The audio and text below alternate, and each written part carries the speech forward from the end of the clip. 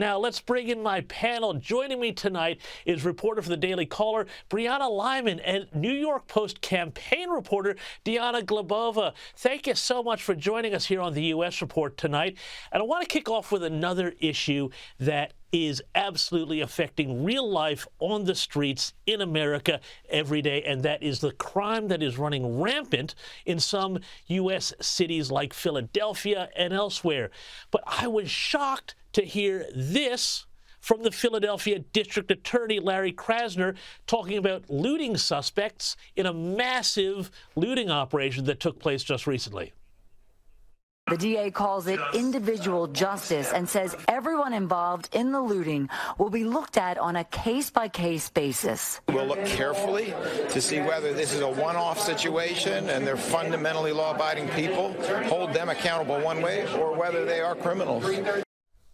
Brianna, let's start with you here. This might be, I don't know, the reason why crime is on the rise. Some of these district attorneys saying, oh, well, you know, could have just been a one-off. They may have just decided to go do a little looting for the night.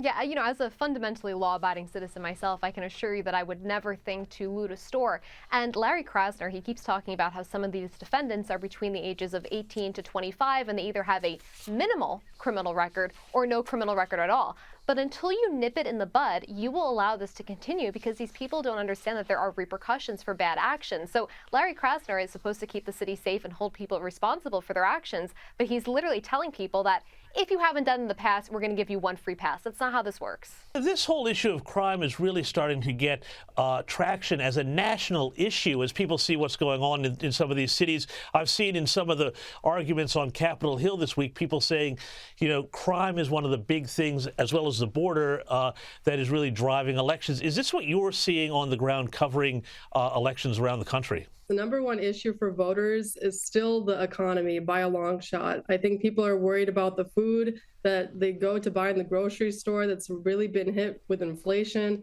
just their everyday costs, and not being able to afford the things that they usually do, you know, just for their families.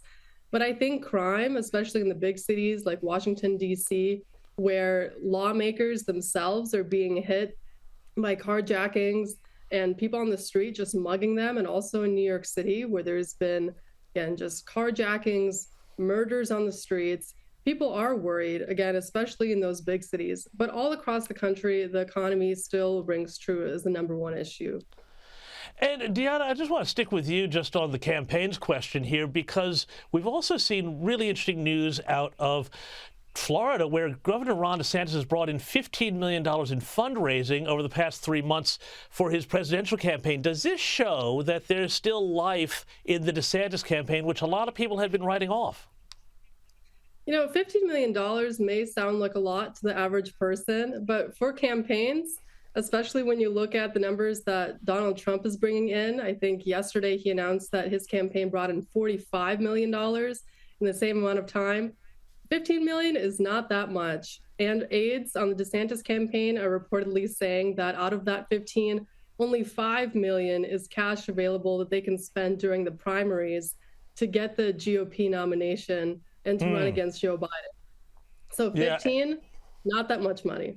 Right. Okay. And, you know, in other bad news for Ron DeSantis, Brianna, he has been overtaken in the polls by former South Carolina Governor Nikki Haley in both South Carolina and New Hampshire.